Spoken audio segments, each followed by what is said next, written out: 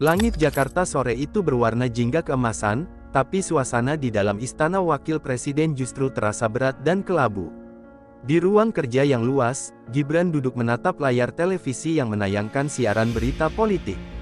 Setiap stasiun berlomba-lomba memutar pernyataan keras dari politisi PDIP yang menuding Jokowi masih ikut campur dalam pemerintahan Presiden Prabowo. Tuduhan itu seolah menjadi bara yang membakar dadanya. Ia mengepalkan tangan, menahan amarah yang sejak lama ia pendam. Sudah berbulan-bulan fitnah itu beredar.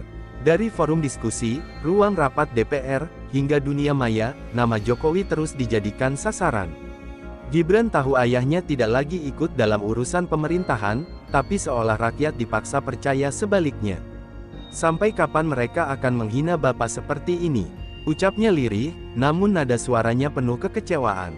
Ia berdiri dari kursinya, berjalan ke arah jendela besar yang menghadap halaman istana.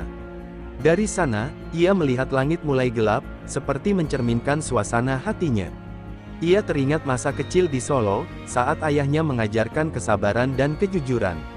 Namun kini, nilai-nilai itu terasa tidak berguna di dunia politik yang penuh tipu muslihat. Dalam hati, Gibran berjanji tak akan tinggal diam lagi. Telepon di mejanya berdering. Sekretaris pribadinya memberitahu bahwa beberapa anggota DPR dari PDIP baru saja menggelar konferensi pers, menuduh pemerintahan Prabowo Gibran dikendalikan oleh bayangan Jokowi. Seketika, darahnya mendidih. Ia menatap layar televisi, melihat wajah politisi senior yang berbicara dengan nada sinis. Anak muda itu hanya perpanjangan tangan ayahnya, kata salah satu dari mereka. Gibran menekan tombol remote, mematikan televisi dengan gerakan keras. Ruangan kembali sunyi, hanya terdengar detak jam dinding yang seolah memperlambat waktu. Ia menarik napas panjang, lalu menulis sesuatu di atas kertas kecil. "Cukup sudah," tulisnya. Kata-kata itu sederhana, tapi mengandung makna keputusan besar yang baru saja terbentuk di pikirannya. Sore berganti malam, namun lampu di ruangannya tetap menyala terang. Beberapa penasihat muda masuk, mencoba menenangkan suasana. "Pak Wapres, kita bisa klarifikasi dengan pernyataan resmi," ucap salah satu dari mereka hati-hati. Tapi Gibran menggeleng pelan. "Tidak, saya akan bicara langsung. Kali ini mereka harus tahu, saya tidak akan membiarkan nama keluarga saya diinjak." Ia lalu menatap dinding tempat tergantung foto dirinya bersama Presiden Prabowo. Dalam foto itu, keduanya tampak tersenyum, memegang map kebijakan bersama. "Saya sudah berjanji kepada beliau untuk menjaga stabilitas pemerintahan," gumam Gibran. Tapi bagaimana bisa stabil jika masa lalu terus dijadikan senjata politik? Di luar ruangan, hujan mulai turun perlahan. Rintiknya terdengar lembut, namun bagi Gibran, setiap tetes terasa seperti hentakan amarah yang menuntut jawaban. Ia duduk kembali, membuka berkas tentang peraturan DPR dan nota hubungan antar lembaga. Matanya berhenti pada satu pasal yang memberinya ide untuk bertindak. Malam itu juga, ia memanggil ajudannya untuk menyiapkan pertemuan darurat esok pagi. "Besok saya ingin rapat dengan seluruh pimpinan fraksi," ujarnya tegas. "Saya ingin mereka dengar langsung apa yang akan saya lakukan." Ajudannya sempat terdiam, menyadari nada suara itu bukan lagi milik seorang wakil presiden muda yang santai, tapi seorang pemimpin yang siap menantang arus besar. Ketika semua orang sudah pergi, Gibran menatap satu foto lama di mejanya, dirinya bersama Jokowi dan Iriana. Senyum ayahnya di foto itu tampak damai, jauh dari hiruk-pikuk politik yang kini melingkupinya. Ia menyentuh bingkai foto itu dan berbisik pelan, "Tenang saja, Pak, saya yang akan hadapi mereka." Di luar, petir menyambar langit Jakarta, seakan menandai dimulainya badai besar yang akan mengguncang negeri. Pagi menyelimuti Jakarta dengan kabut tipis yang menutupi halaman Istana Wakil Presiden. Burung-burung belum lama berkicau ketika Gibran sudah bersiap di ruang rapat utama. Setelan jas abu-abu muda yang ia kenakan terlihat rapi, tapi mata tajamnya menunjukkan sesuatu yang berbeda, ketegasan yang tak lagi bisa ditawar. Di meja panjang, beberapa pejabat dan staf khusus sudah menunggu, masing-masing tampak gelisah. Mereka tahu hari ini bukan rapat biasa. Ketika jarum jam menunjukkan pukul 8, Gibran berdiri dan membuka map berwarna hitam di hadapannya. "Saya tidak akan memulai dengan basa-basi," katanya datar. "Selama berbulan-bulan, tuduhan terhadap ayah saya terus digunakan untuk melemahkan pemerintahan ini. Saya sudah diam terlalu lama. Mulai hari ini, kita bersih-bersih. Suasana ruangan seketika membeku. Beberapa orang saling pandang, sementara kepala sekretariat mencoba mengalihkan perhatian dengan membuka laptopnya. Namun Gibran terus berbicara, kini suaranya naik setengah oktav. Saya tidak akan membiarkan nama keluarga saya dipermainkan oleh pihak manapun, apalagi oleh mereka yang duduk di kursi kekuasaan hanya untuk menabur kebencian. Ia berhenti sejenak, menatap satu persatu wajah di depannya. Kita tidak sedang berperang dengan partai, tapi dengan ketidakjujuran. Salah satu staf muda berani mengangkat tangan. Pak, apakah ini berarti kita akan menindak anggota dewan dari partai tertentu? Pertanyaan itu membuat ruangan bergetar. Gibran tidak menjawab langsung, melainkan berjalan pelan ke jendela.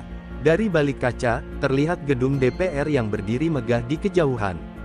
Jika itu perlu dilakukan demi membersihkan pemerintahan ini, ujarnya pelan namun tegas, maka ya, itu yang akan saya lakukan. Pernyataan itu seperti petir di siang bolong. Beberapa staf menatapnya dengan campuran kagum dan ngeri. Mereka tahu, langkah semacam ini akan mengguncang fondasi politik nasional. Namun Gibran tampak tak gentar. Ia telah melewati malam panjang dengan pikiran penuh strategi dan keputusan yang tak bisa ditarik kembali. Sore hari, undangan rapat luar biasa dikirim ke seluruh pimpinan fraksi DPR. Di sana tertulis jelas, rapat darurat membahas stabilitas pemerintahan dan independensi lembaga legislatif *. Dalam hitungan jam, berita itu menyebar luas. Media sosial bergemuruh, headline di televisi berganti setiap menit. Tagar Gibran melawan menduduki puncak trending. Sementara itu, di rumah Teuku Umar, Megawati dan Puan menatap layar televisi dengan ekspresi sulit dibaca. Puan menggenggam tangan ibunya, mencoba menenangkan. Bu, Gibran benar-benar serius.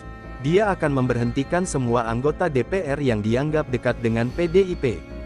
Megawati menghela napas panjang, menatap kosong ke arah cangkir tehnya yang dingin. Anak itu sudah terlalu jauh. Aku tidak tahu apakah ini tentang ayahnya atau tentang ambisinya sendiri.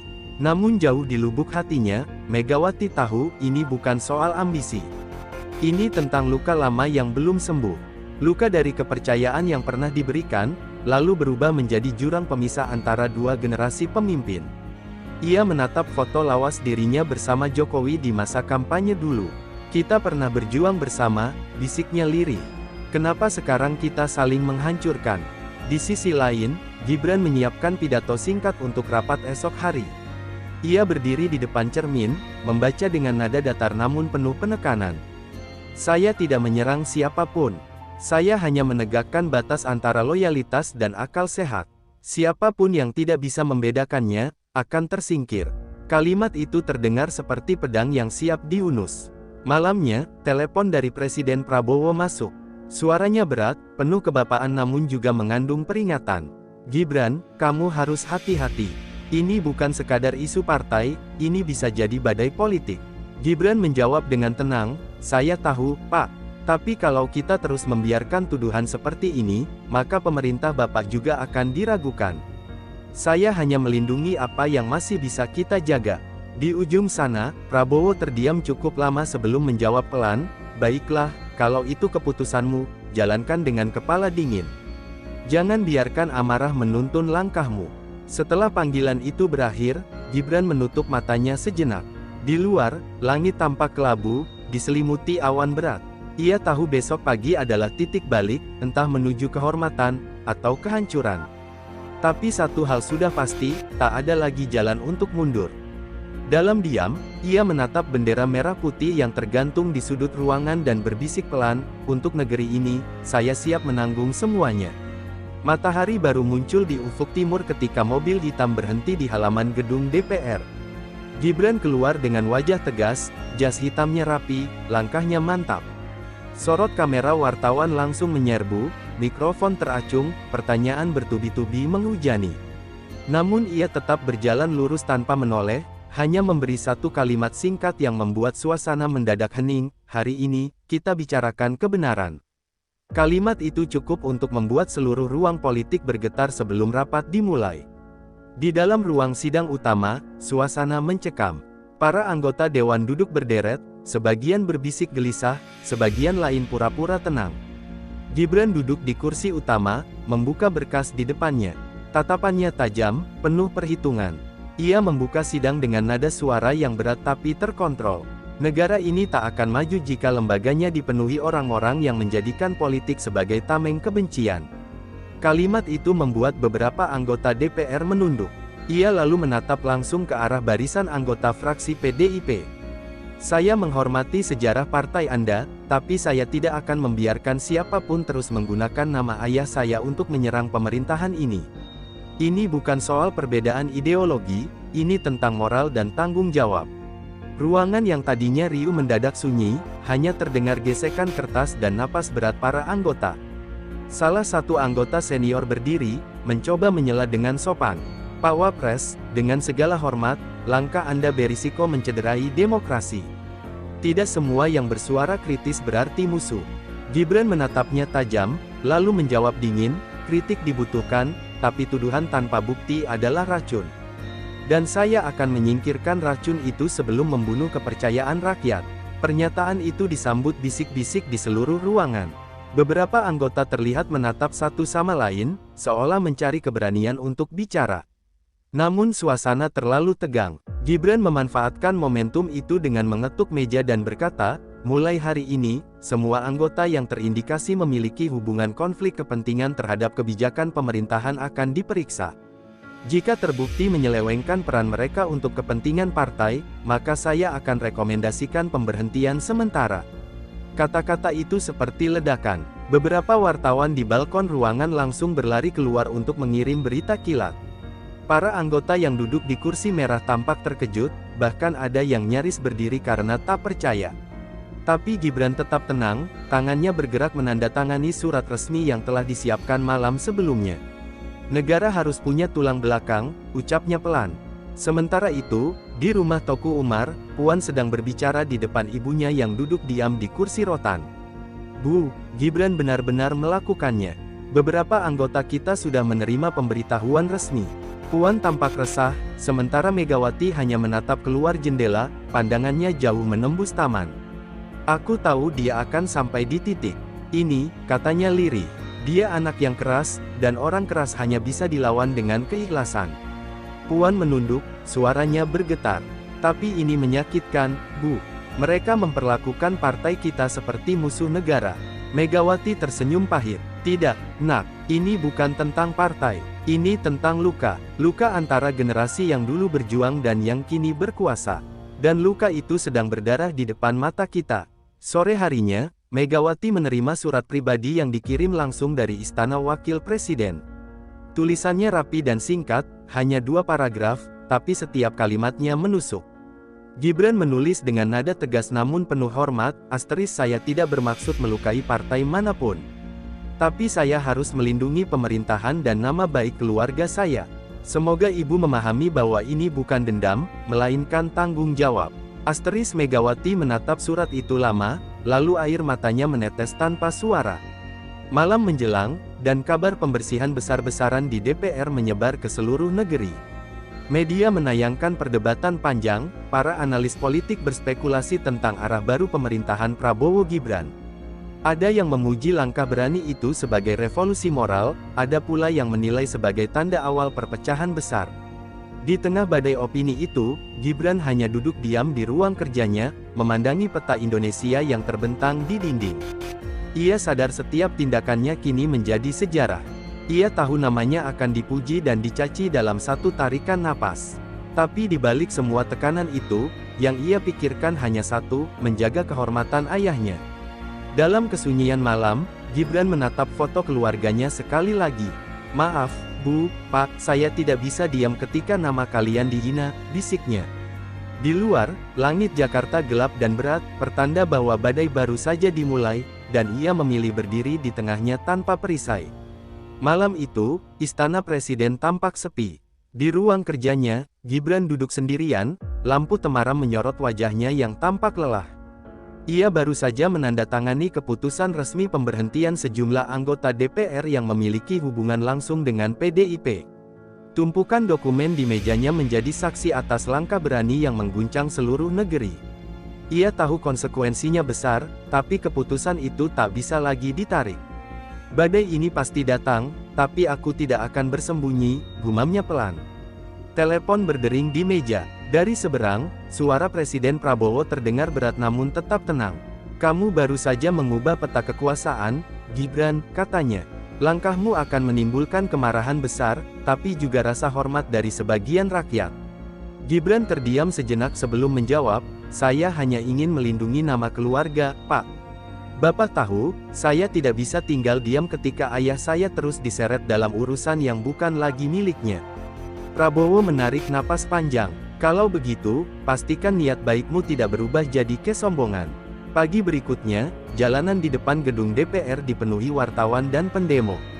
Spanduk merah bertuliskan asteris, demokrasi dicederai. Asteris terbentang di mana-mana. Di antara kerumunan itu, beberapa wajah politisi senior tampak memimpin orasi dengan nada marah. Mereka menuding pemerintahan Prabowo Gibran telah mematikan kebebasan politik. Namun di tengah sorak-sorai massa, ada pula suara yang mendukung langkah pembersihan itu, memuji keberanian Gibran menghadapi arus politik lama yang dianggap terlalu dominan. Sementara itu, di Teuku Umar, Megawati masih duduk di ruang tamu dengan mata sembab. Puan baru saja pulang dari rapat internal partai yang berjalan penuh emosi. Bu, banyak yang mendesak agar kita melawan. Mereka ingin ibu turun langsung bicara di depan publik. Megawati menggeleng pelan, suaranya serak karena lelah. Bukan waktunya, Puan. Melawan sekarang hanya akan memperkeruh. Aku lebih baik diam dan menunggu dia sadar bahwa ini bukan pertempuran antara kami, melainkan antara masa lalu dan masa depan. Puan menatap ibunya dengan tatapan prihatin. Tapi Gibran tidak melihatnya begitu, Bu. Ia menganggap ini perang pribadi. Semua langkahnya berlandaskan emosi. Megawati menghela napas panjang. Anak muda selalu berpikir mereka tahu segalanya. Tapi aku tahu, hatinya terluka, bukan karena politik, melainkan karena cinta dan harga diri. Kalimat itu menggantung di udara, membuat Puan tak mampu menahan air matanya lagi. Di sisi lain kota, Gibran menggelar rapat lanjutan bersama tim khusus. Ia menatap laporan intelijen yang menyingkap adanya jaringan politik lama yang mencoba memobilisasi perlawanan. Namun bukannya takut, ia justru semakin yakin. Kalau mereka ingin bermain kasar, saya akan hadapi dengan aturan, katanya tegas. Para penasihatnya saling pandang, memahami bahwa sang wakil presiden muda itu kini sedang berada di jalur tak bisa kembali. Sore harinya, Gibran muncul di layar televisi dalam konferensi pers nasional. Dengan wajah tegas dan suara lantang, ia berkata, negara ini berdiri atas nama rakyat, bukan kepentingan partai. Saya tidak memecat siapapun karena dendam, tapi karena saya ingin pemerintahan ini bersih dari pengaruh masa lalu. Kalimat itu menggema di seluruh Indonesia. Sebagian bertepuk tangan, sebagian lagi menuduhnya otoriter. Tapi Gibran tidak peduli. Ia tahu kebenaran tidak pernah diterima semua orang. Saat malam turun, Jokowi dan Iriana menonton siaran itu dari rumah mereka di Solo. Iriana memegang tangan suaminya dengan mata berkaca-kaca. Dia keras seperti bapak dulu, ucapnya lirih. Jokowi tersenyum tipis. Dia bukan saya, Bu. Dia lebih berani dari yang saya bayangkan. Di balik senyum itu, ada kebanggaan sekaligus kecemasan seorang ayah yang tahu bahwa anaknya sedang melawan ombak politik sendirian. Beberapa hari berlalu, suhu politik tak juga mereda. Puan akhirnya memutuskan menemui Gibran di istana. Pertemuan itu berlangsung tertutup, tanpa wartawan, tanpa kamera. Hanya dua tokoh muda dari dua generasi yang terpisah oleh luka lama. Mas Gibran, kata Puan membuka percakapan, aku tahu kamu melindungi keluargamu, tapi jangan lupakan bahwa kami pun punya keluarga yang kamu lukai dengan keputusanmu. Gibran menatapnya lama sebelum menjawab pelan, Mbak, kadang luka memang perlu untuk menyembuhkan yang lebih dalam. Kata-kata itu membuat Puan terdiam. Ia bisa merasakan keteguhan yang sulit ditembus, tapi juga kesedihan yang dalam di balik mata Gibran.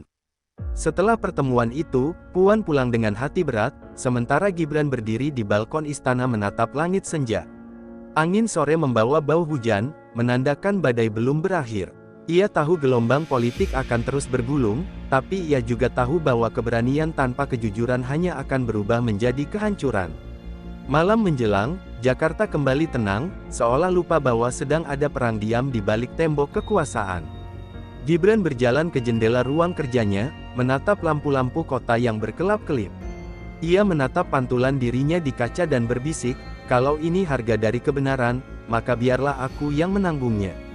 Di luar, petir menyambar lagi, membelah langit malam, seolah menegaskan bahwa perjuangan seorang pemimpin muda baru saja dimulai, bukan untuk membuktikan kekuatan, tapi untuk menegakkan harga diri di tengah badai sejarah. Hujan turun deras malam itu, mengguyur halaman istana wakil presiden yang biasanya sunyi. Gibran berdiri di balkon, memandangi rintik yang jatuh di atas kolam. Kepalanya penuh pikiran. Keputusan yang ia ambil beberapa hari lalu membuat negara seolah terbagi dua. Ia menjadi tokoh paling dibicarakan di negeri ini, disanjung oleh mereka yang memuja ketegasan, namun dibenci oleh pihak yang merasa dikhianati. Dalam diam, ia mulai menyadari bahwa kekuasaan bukan hanya soal keberanian, tetapi juga kesepian yang menggigit. Pintu ruangannya diketuk. Ajudan masuk membawa amplop merah bertanda tangan Megawati. Gibran membuka surat itu dengan hati-hati. Tulisan tangan yang tegas namun bergetar memenuhi selembar kertas putih. Nak, saya tidak marah. Saya hanya sedih. Politik memang keras, tapi jangan biarkan hatimu membatu. Ingat, kita semua pernah berjuang untuk negeri yang sama. Gibran terdiam lama membaca baris-baris itu, lalu melipat suratnya perlahan, menatapnya seperti benda suci yang berat maknanya. Beberapa jam kemudian, ia mengundang 3 penasihat senior untuk berdiskusi di ruang rapat kecil. Di sana, mereka memaparkan hasil pemantauan pasca keputusan DPR. Ketegangan meningkat di beberapa daerah, sebagian massa mulai turun ke jalan, menuntut peninjauan ulang keputusan Gibran. Salah satu penasihat menyarankan untuk mundur sementara dari sorotan publik. Pak Wapres, biarkan keadaan mereda, katanya lembut. Tapi Gibran menolak halus. Jika saya mundur sekarang, fitnah itu akan dianggap benar. Sementara itu di Toko Umar, Puan duduk di ruang tamu bersama beberapa kader senior PDIP. Di televisi, wajah Gibran terpampang saat memberi pernyataan singkat kepada media. Saya tidak menyesali keputusan saya, katanya tegas. Mendengar itu, Puan menggigit bibirnya. Dia sudah seperti tembok, ucapnya pelan. Salah satu kader menimpali, Bu, rakyat mulai terbelah. Kita harus melakukan sesuatu. Namun Puan hanya menjawab, biar saja waktu yang berbicara. Sejarah akan menilai siapa yang benar. Beberapa hari berlalu, Gibran kembali menghadap Presiden Prabowo. Di ruang kerja yang besar dan penuh simbol militer itu, keduanya berbicara panjang. Prabowo menatap Gibran lama sebelum membuka suara. Kau membuat keputusan yang besar, tapi langkah berikutnya lebih berat. Mereka akan menyerang bukan lewat politik, tapi lewat hati rakyat. Gibran mendengarkan dengan tenang, lalu menjawab lirih, saya siap, Pak. Asal Bapak percaya, saya akan bertanggung jawab sampai akhir. Prabowo mengangguk pelan. Saya percaya kamu, tapi kamu juga harus belajar mengampuni. Musuh yang terus disakiti akan tumbuh lebih besar dari niat baikmu. Kalimat itu membuat Gibran terdiam. Ia menatap lantai marmer yang mengkilap, menyadari bahwa di balik keberanian, ia mungkin telah menimbulkan luka yang lebih dalam dari yang ia bayangkan. Sore itu, ketika langit Jakarta berwarna jingga lembut, Gibran memutuskan pergi tanpa pengawalan besar. Ia meminta sopirnya menuju Taman Suropati. Di bangku taman yang sepi, ia duduk sendirian, menyaksikan anak-anak kecil bermain di bawah pohon hujan. Wajah mereka mengingatkannya pada masa kecilnya bersama ayahnya di Solo, saat hidup terasa sederhana dan politik hanyalah kata asing yang jauh dari kenyataan. Ia menarik napas panjang, lalu berbisik, andai segalanya bisa sesederhana dulu.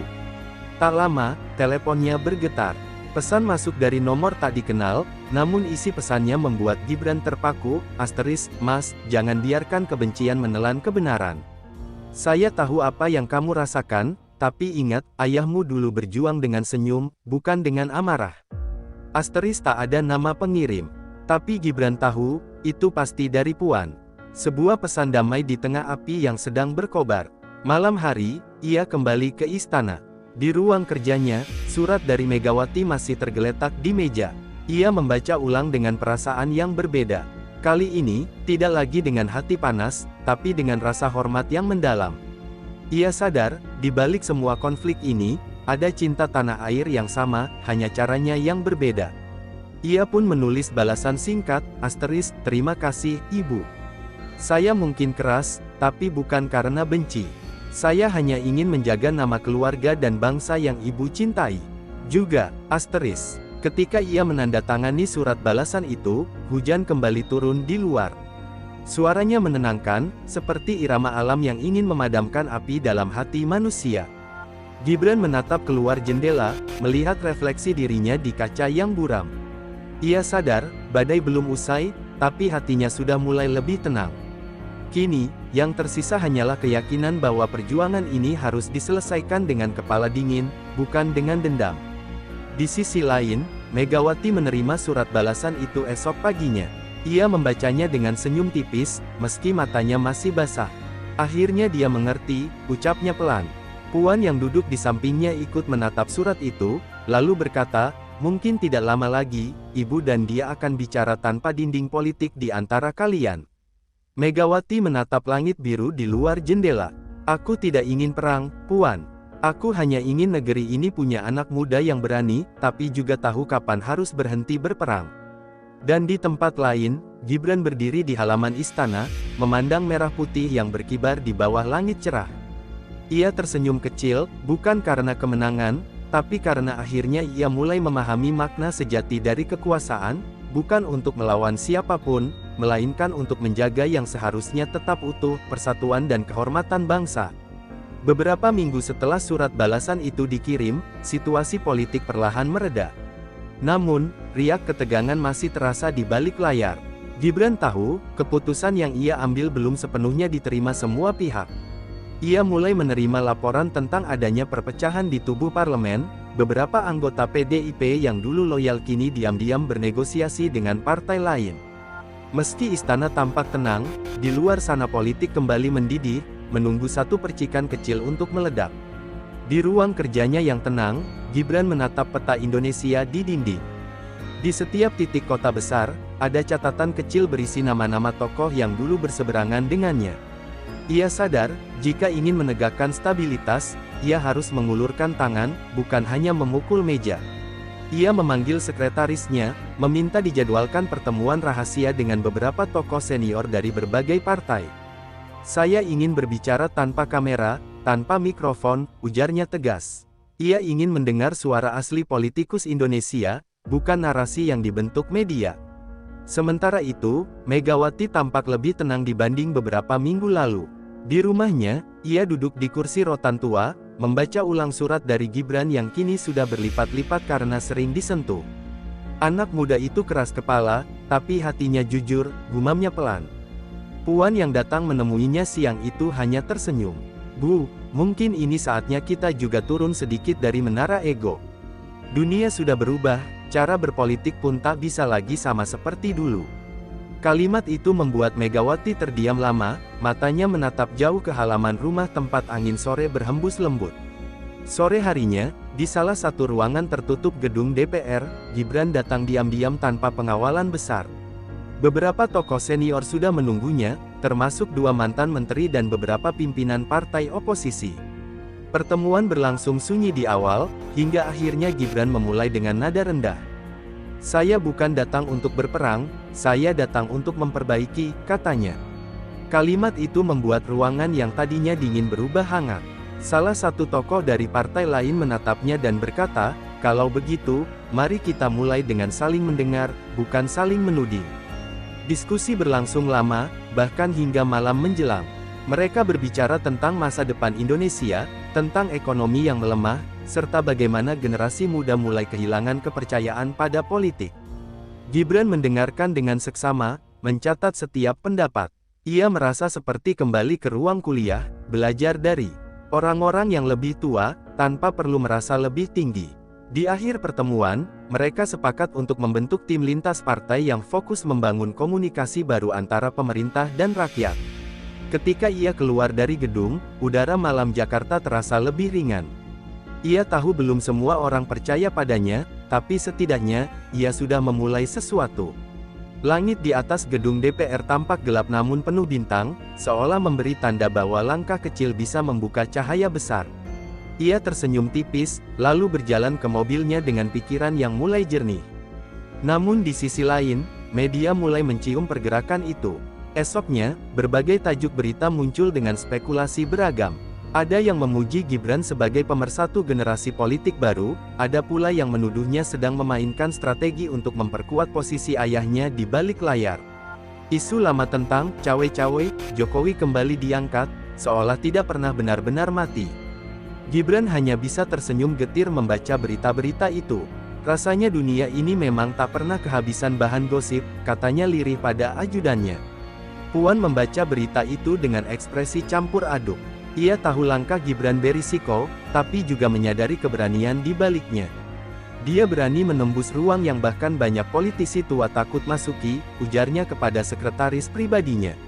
Malam itu, ia menulis pesan singkat di ponselnya, "Mas, jangan biarkan politik membuatmu lupa senyum. Teruskan langkahmu, tapi tetap ingat, yang tinggi tak selalu kuat, yang rendah tak selalu lemah." Ia tidak menekan tombol kirim, hanya menatap layar ponselnya lama, sebelum akhirnya menghapus pesan itu. Di sisi lain, Megawati kembali mengundang beberapa kader senior. Ia ingin mendengar langsung pandangan mereka tentang arah politik partai. Beberapa menyarankan agar PDIP menyiapkan strategi oposisi total terhadap kebijakan pemerintah Gibran Prabowo. Namun Megawati menggeleng. "Kita bukan musuh negara," ujarnya pelan. "Kita hanya berbeda jalan. Kalau anak muda itu sedang belajar memimpin, biarlah kita jadi cermin, bukan batu sandungan." Kalimat itu mengejutkan banyak orang di ruangan itu. Untuk pertama kalinya, suara Megawati terdengar tidak marah, melainkan penuh kebijaksanaan. Beberapa hari kemudian, Gibran menerima kabar bahwa Megawati ingin bertemu secara pribadi, tanpa media, tanpa kamera. Pertemuan itu dijadwalkan di kediaman pribadi keluarga di Solo, tempat kenangan lama keluarga Jokowi masih tersisa. Gibran terdiam lama membaca undangan itu. Dalam hatinya, ada rasa rindu yang aneh, bukan rindu pada politik, tapi pada rasa hormat dan kasih yang dulu pernah ada di antara mereka sebelum kekuasaan merenggangkan jarak. Ketika hari pertemuan itu tiba, Solo diselimuti hujan tipis. Gibran datang dengan pakaian sederhana, tanpa jas, tanpa rombongan. Ia berjalan menuju rumah yang dulu sering ia kunjungi semasa kecil. Di depan pintu, Megawati sudah menunggu, dengan senyum yang samar namun hangat. "Akhirnya kamu datang juga," katanya lembut. Gibran menunduk hormat, menjawab lirih, "Saya datang bukan untuk bicara politik, Bu. Saya datang untuk meminta maaf." Suasana hening mengisi ruangan. Megawati menatapnya lama, lalu berkata dengan suara bergetar, "Nak, negeri ini tidak butuh lebih banyak orang hebat. Negeri ini butuh orang yang tahu kapan harus menunduk." Gibran mengangguk perlahan, dan malam itu, dua generasi politik yang sempat terbelah akhirnya saling memahami tanpa banyak kata. Di luar, hujan berhenti, dan langit Solo mulai cerah, seolah semesta pun ikut lega. Pagi berikutnya, udara Solo terasa hangat dan lembut, seolah alam sedang menyambut pertemuan yang penuh makna malam sebelumnya. Gibran duduk di beranda rumah lamanya sambil menyeruput teh jahe yang dibuatkan ibunya. Wajahnya tampak tenang, namun pikirannya masih dipenuhi perbincangan dengan Megawati. Kata-kata sang tokoh senior itu menggema di kepalanya, "Negeri ini tidak butuh orang hebat, tapi orang yang tahu kapan menunduk." Kalimat itu terasa menembus dinding egonya, menanamkan kesadaran baru bahwa kekuasaan bukanlah medan pertempuran, melainkan ladang untuk menanam pengertian. Sebelum berangkat kembali ke Jakarta, Gibran menyempatkan diri mengunjungi rumah masa kecilnya. Di halaman, ia berdiri lama menatap pohon mangga yang dulu sering ia panjat bersama adiknya. Ia merasakan nostalgia yang menenangkan, jauh dari kerasnya dunia politik yang selama ini mengekang langkahnya.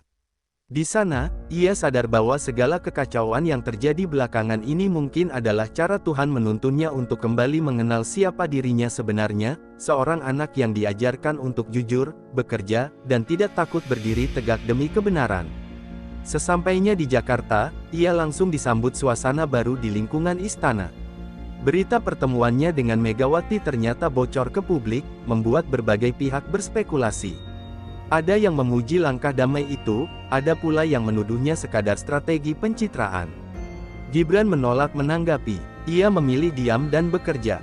Dalam diam itu, ia memerintahkan timnya untuk mempercepat program pemulihan ekonomi rakyat kecil. Kalau kita bicara tanpa bukti, tak akan ada yang percaya. Tapi kalau kita bekerja dengan hasil, mereka akan diam sendiri, katanya dengan nada yakin. Di waktu yang sama, Puan mengikuti perkembangan dengan hati berdebar. Ia tahu ibunya mulai melunak terhadap Gibran, dan itu bisa mengubah arah politik PDIP ke depan. Namun dalam diam, Puan juga mulai merasa kagum. Ia melihat sisi lain dari sosok Gibran, bukan sekadar anak presiden, tapi pemimpin muda yang perlahan tumbuh menghadapi badai. Dalam pertemuan terbatas partainya, Puan akhirnya berkata di depan para kader, "Mungkin kita terlalu sering memandang politik dengan dendam. Saatnya kita belajar dari cara orang muda mengubah cara berpikir." Pidato singkat Puan itu menjadi viral. Banyak pihak menilai ucapan itu sebagai sinyal pergeseran besar di tubuh PDIP.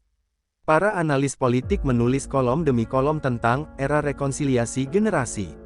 Namun bagi Gibran, semua itu tidak penting. Yang ia pikirkan hanyalah bagaimana menjaga kepercayaan rakyat yang mulai tumbuh lagi. Ia tahu, satu kesalahan kecil saja bisa membuat semua yang sudah ia bangun kembali runtuh. Suatu sore, Gibran mendapat kabar bahwa ayahnya, Jokowi, ingin bertemu empat mata. Pertemuan dilakukan secara tertutup di rumah pribadi keluarga di Bogor. Ketika mereka duduk berdua, suasana terasa hangat namun penuh makna. Jokowi menatap putranya lama, lalu tersenyum kecil. "Kamu sudah mulai menemukan ritmemu sendiri, Mas. Tapi ingat, di dunia ini tak ada musuh yang abadi. Jangan pernah biarkan kebencian mengalahkan akal sehat." Gibran mengangguk pelan, lalu menjawab, "Saya belajar dari Bapak. Tapi kadang, menghadapi politik itu rasanya seperti berdiri di tengah badai tanpa tahu kapan hujan berhenti." Jokowi tertawa kecil, "Ya, begitulah politik. Tapi kalau hatimu tenang, hujan itu bisa jadi lagu." Setelah pertemuan itu, Gibran mulai lebih sering turun ke daerah tanpa pengawalan besar. Ia menemui petani, nelayan, dan pedagang kecil, bukan untuk pencitraan, tapi untuk mendengar langsung keluh kesah rakyat. Kehadirannya mengejutkan banyak orang. Di pasar-pasar tradisional, ibu-ibu berebut bersalaman, sementara anak-anak desa memanggilnya, Mas Gibran, dengan polos. Di momen-momen sederhana itu, ia menemukan kembali arti kepemimpinan yang sesungguhnya, hadir tanpa jarak. Namun di balik ketenangan itu, muncul kelompok politik baru yang merasa terancam. Mereka mulai menyebarkan isu bahwa Gibran hanya menjadi alat ayahnya untuk menguasai pemerintahan Prabowo. Media sosial kembali ramai dengan fitnah dan potongan video yang dimanipulasi. Kali ini, Gibran tidak bereaksi marah. Ia hanya berkata kepada tim medianya, "Kita tidak perlu melawan dengan kebencian. Biarkan kebaikan yang membantah mereka." Sikap tenangnya membuat banyak pihak justru semakin menghormatinya. Puan kembali mengunjungi Megawati untuk melapor tentang perubahan situasi. Di tengah percakapan, Megawati hanya tersenyum tipis. "Aku sudah bilang, kadang badai dibutuhkan agar akar kita tahu seberapa kuat ia menancap." Puan menatap ibunya penuh rasa bangga. Ia tahu ibunya tidak lagi menyimpan amarah, melainkan rasa lega karena generasi penerus akhirnya belajar dengan caranya sendiri.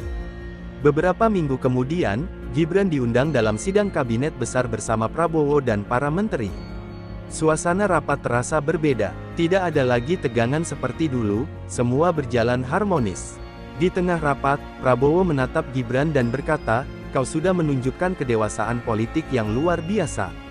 Kalau negeri ini punya lebih banyak pemimpin sepertimu, mungkin kita tak perlu lagi berbicara soal kubu-kubuan." Ruangan hening sejenak, lalu tepuk tangan terdengar. Malamnya, Gibran berdiri di balkon istana memandangi langit Jakarta. Di kejauhan, lampu-lampu kota berkelap-kelip seperti bintang yang tak pernah padam. Ia teringat semua perjalanan yang baru saja dilaluinya, pertikaian, air mata, surat, hingga perdamaian. Semua itu mengajarkannya bahwa politik bukan tentang siapa yang paling kuat, tapi siapa yang paling sabar menjaga hati di tengah badai. Dalam hening malam itu, ia menatap bendera merah putih yang berkibar perlahan. "Mungkin inilah awal dari Indonesia yang baru," gumamnya.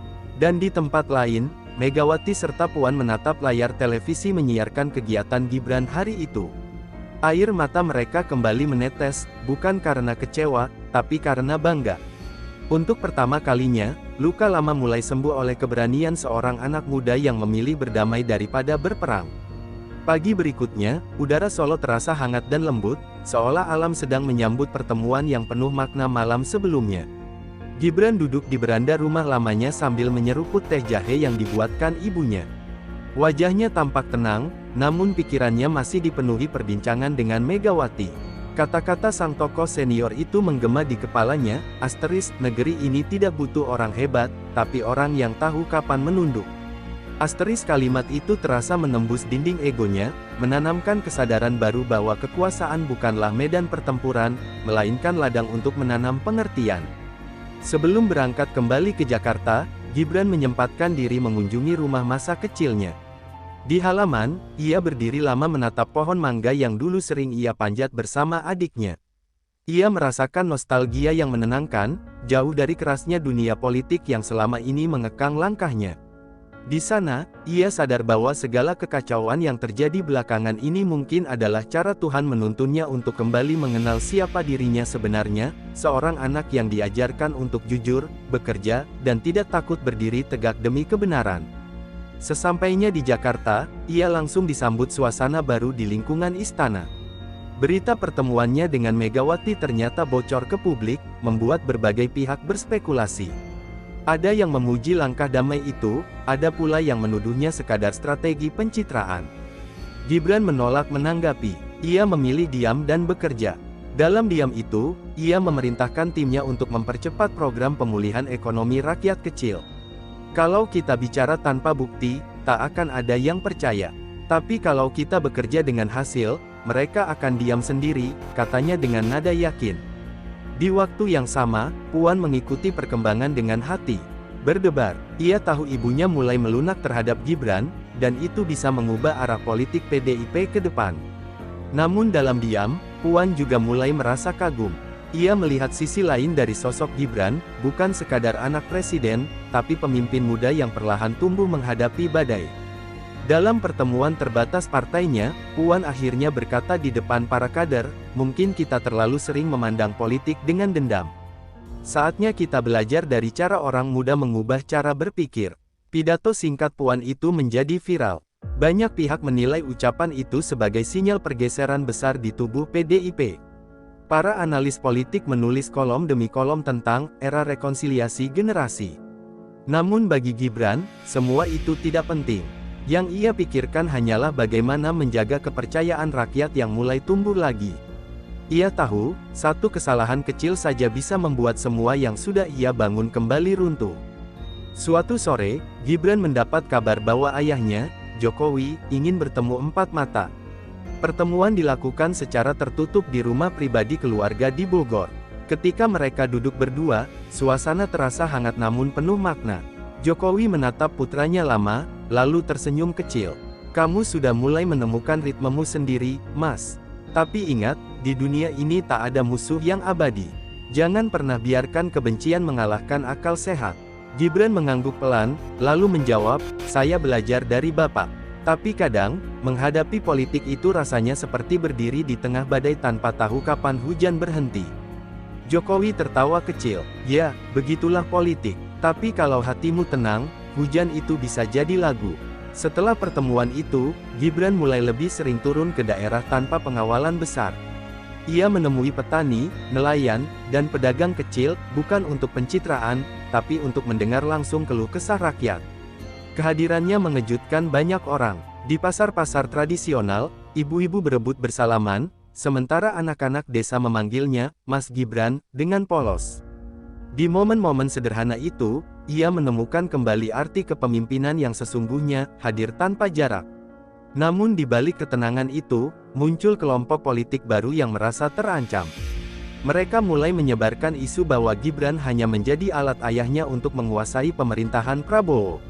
Media sosial kembali ramai dengan fitnah dan potongan video yang dimanipulasi.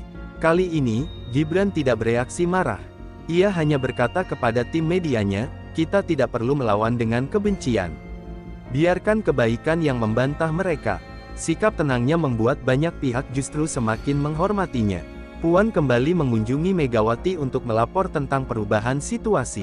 Di tengah percakapan, Megawati hanya tersenyum tipis. Aku sudah bilang, kadang badai dibutuhkan agar akar kita tahu seberapa kuat ia menancap. Puan menatap ibunya penuh rasa bangga. Ia tahu ibunya tidak lagi menyimpan amarah, melainkan rasa lega karena generasi penerus akhirnya belajar dengan caranya sendiri. Beberapa minggu kemudian, Gibran diundang dalam sidang kabinet besar bersama Prabowo dan para menteri. Suasana rapat terasa berbeda. Tidak ada lagi tegangan seperti dulu, semua berjalan harmonis. Di tengah rapat, Prabowo menatap Gibran dan berkata, "Kau sudah menunjukkan kedewasaan politik yang luar biasa. Kalau negeri ini punya lebih banyak pemimpin sepertimu, mungkin kita tak perlu lagi berbicara soal kubu-kubuan." Ruangan hening sejenak, lalu tepuk tangan terdengar. Malamnya, Gibran berdiri di balkon istana memandangi langit Jakarta.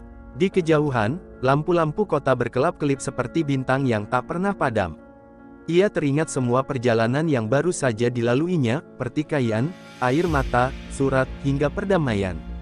Semua itu mengajarkannya bahwa politik bukan tentang siapa yang paling kuat, tapi siapa yang paling sabar menjaga hati di tengah badai. Dalam hening malam itu, ia menatap bendera merah putih yang berkibar perlahan. Mungkin inilah awal dari Indonesia yang baru, gumamnya. Dan di tempat lain, Megawati serta Puan menatap layar televisi menyiarkan kegiatan Gibran hari itu. Air mata mereka kembali menetes, bukan karena kecewa, tapi karena bangga. Untuk pertama kalinya, luka lama mulai sembuh oleh keberanian seorang anak muda yang memilih berdamai daripada berperang.